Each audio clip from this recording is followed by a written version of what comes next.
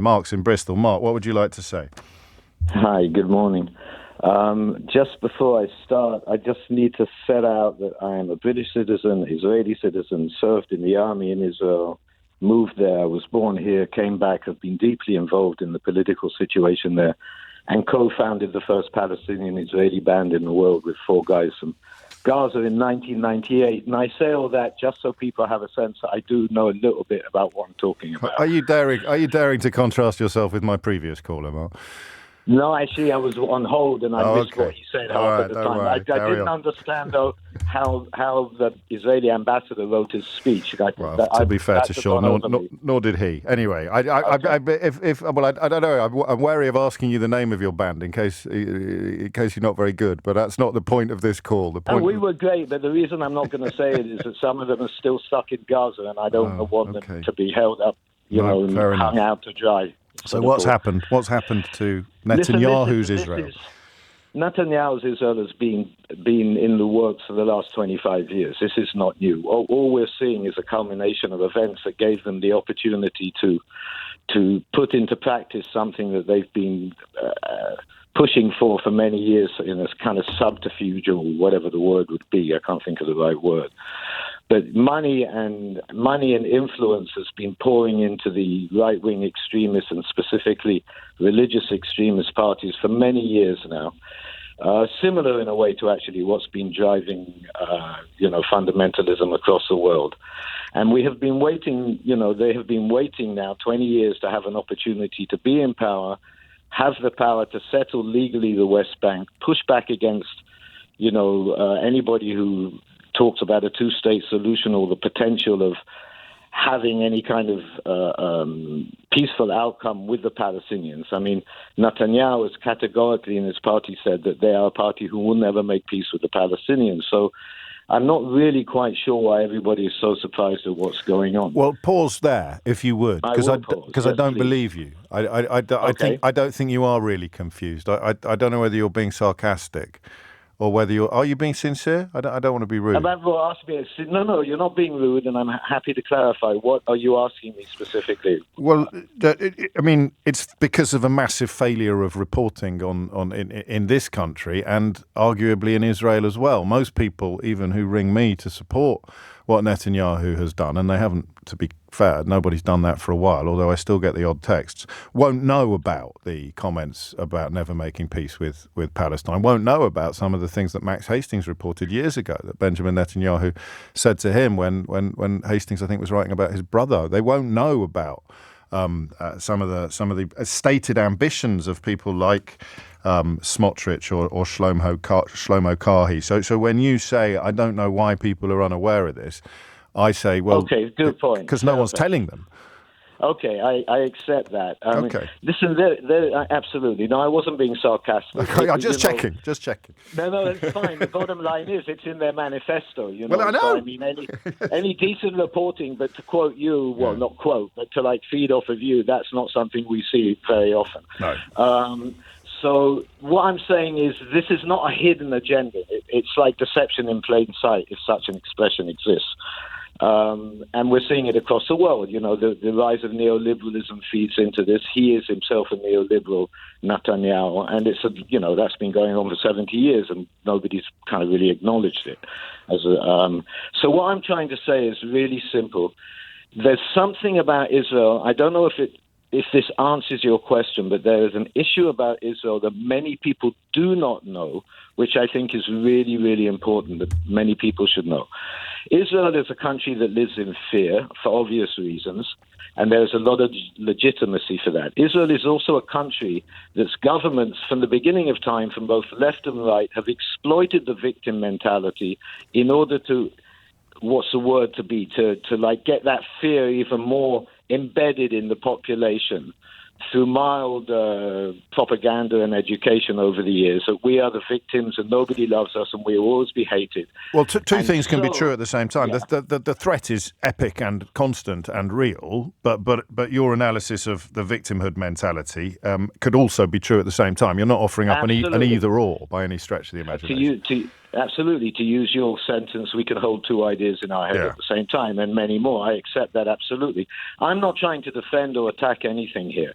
I'm saying there is a word in Hebrew, bitchonist. Bitchonist comes from the word in Hebrew, bitachon, security. That means people who are socialist-minded people will vote right because they believe that the right is stronger when it comes to defense. So you have actually a large leaning socialist, mentally kind of very open-minded population, actually, who fear drives them to vote right, and it's a knee-jerk reaction. So we have, and a blindness, and I think the most important thing is that it's really, really hard for those living in Israel. It's extraordinary. Let me rephrase this. It is extraordinary how many Israelis are actually do want a peaceful solution and are quite liberal and open and caring people, deeply actually, but live in a fear and a sense of insular kind of, well, especially now over the last 2 years, consider themselves totally hated by the world, to use not a great word, you know. And so they're pushing back into that space, that knee-jerk reaction. Well, everybody hates me, so but ... you all the rest, and we're just going to hang in here and carry on. And they are being led by a bunch of people who have a totally different agenda, who have exploited these people and keep them in a state of fear. And we have a vicious circle. But all of that is relevant and interesting. But to answer your question, the bottom line is that this is a plan in the making, with a dream from some people of a greater Israel, a dream of some people of more power, I don't even know why. They're off their nuts, in my opinion, but that's something else altogether. Because it's not going to lead anywhere. I love Israel. My family lives there. My children were born there. I am passionate about that country. It's one of the most extraordinary places on this planet. But we've got in such a mess, and we are so sure that we are morally correct, and we have become so lost in our sense of, like, you know, the whole world hates us kind of thing. And the truth is that I would guess that over 60% of the country don't think like that. You've preempted my next question, which was about how you actually get a number on it, because what you've done is clarify why.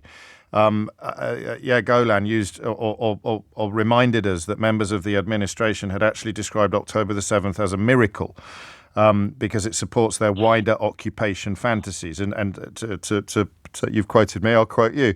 You may well think that they're off their nuts as a consequence of that, but it is largely a wider occupation fantasy, whether for reasons of security or reasons of biblical inheritance. Doesn't really matter if you're on the wrong end of the attempts to bring about that. But that word miracle is going to have reached a lot of my listeners' ears with an air of incredulity, as how on earth could anybody have called it a miracle? And the answer would be that it provided an opportunity to do things which you've just very well described as having been percolating for decades.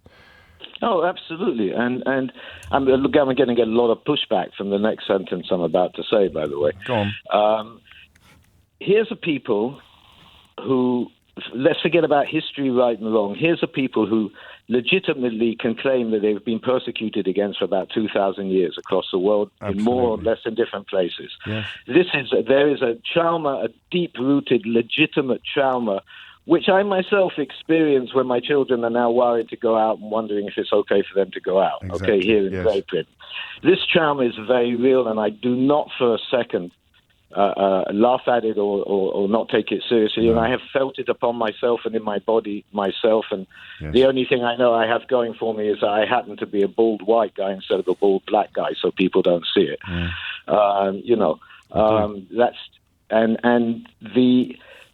This desire for land, this passion for land, is much deeper than many people can understand. It is a leading light. When we finally got a land, it was never going to be enough. We always wanted more.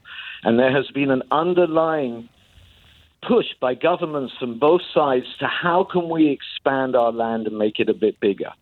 Okay? And so this is not by all Israelis and not by all leaders at all, but there is an underlying kind of push that we want more space. Land is an obsession in Israel. I mean, land is an obsession for people in general, but in Israel, it's like, if you think people are desperate to buy houses in this country, you should see what it's like there. And there, the cost of living is even harder than here. I didn't know that. Yeah, people there getting on the building, what do they call it? The building, ladder. What's the expression? Thank you so much. I was going to say blog, which is definitely the wrong word.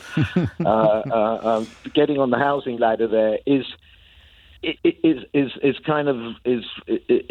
a priority beyond anything you can imagine. Having a really good meal and all your friends out and having excess, this sense of extravagance there is considered a miracle. Still, it's part of the psyche. There are people living in isolation, in fear, and nonetheless there are extraordinary people that are willing to stand up and be counted. And what Yair Golan did yesterday was brave beyond belief, because he knew the backlash was coming. He, by the way, don't take this as a correction. He is not the head of the opposition. The head of the opposition, which is the largest party, is Yair Lapid, who has been really wishy-washy and scared. I think I said an opposition leader, but I don't want to split your hairs. I don't want to split. No, and it's not important. He's not even a member of the Knesset at the moment. No, but you're right. Anyway, this is by the by. What he's done is brave because. And because in the situation you're there in Israel, to stand up and push back and say, listen, we are not holier than thou. We are also human. We also make mistakes. Greed and avarice also comes into our hearts. We are as human as anybody else on this planet. This is sacrilegious in Israel, because we have been told we are the world's most moral army for years. We have been told that we have been persecuted against for 2,000 years, and how can anybody say that we've done anything wrong? We've paid our dues, etc., etc. So it's a much more, and of course he's right. You've been so helpful. I mean, extraordinarily helpful, given the context of the program you joined at 10:30. But I wonder whether I want to ask you this question, Mark.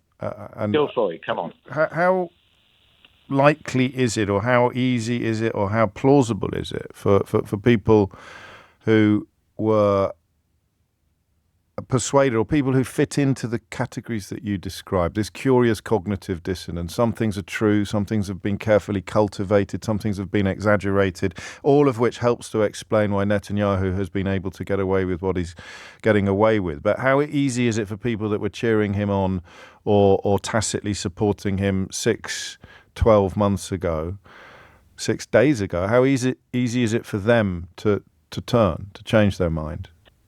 Do you know what the Israelis need more than anything else? Go on. Love. Does that answer your question? That's such a weird answer. They need to see that if they take that risk, if they put their foot across that line, that they are not going to be... The fear is so deep-rooted, James. Yes. The fear is so deep-rooted. I don't know if you... I mean, your background, you have enough of a history because of the island to know... I've also doing this job over the years. I've had the privilege of meeting some extraordinary people who've conveyed to me precisely what you described. But you're right, I can never feel it.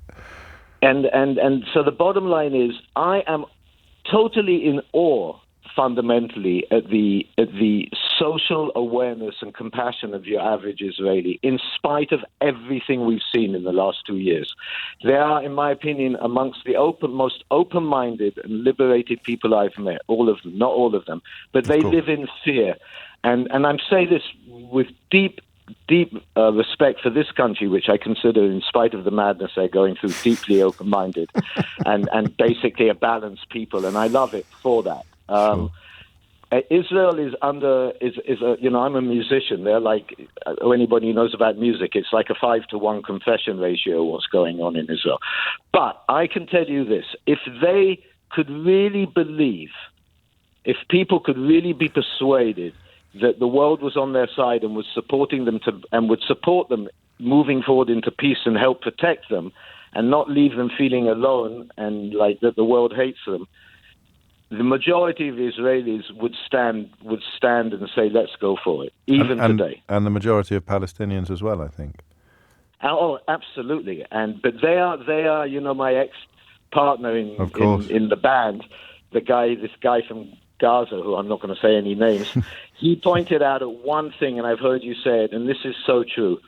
This is an asymmetrical situation. The Palestinians cannot move unless the Israelis allow them to move, or they are persuaded to let them move. And so they have no wiggle room. And right now, they are just so oppressed that they can't even stop to think about it. On the other hand, as I say that, I am right now helping a couple of Palestinians do a hip-hop album, who reached out to me knowing who I am and what my background is. So maybe that's a good answer to your question. It is. Of course it is. And that was such a necessary and important call, Mark. Thank you so much. I really mean that. Thank you for your time. No, anytime. You take care. You take care as well. 10:48 is the time. You are listening to James O'Brien on LBC, where I think we've possibly received one of the clearest accounts of how this could happen and indeed why this could happen. And before we go to the next junction, just a quick word on one of my all-time favourite observations, one of the things that I think is intrinsic to healthy human discourse, and that is that when you provide explanation, you are not providing excuse. The difference between excuse and explanation is simultaneously immense and tiny. That was explanation. Please don't pretend you heard an excuse.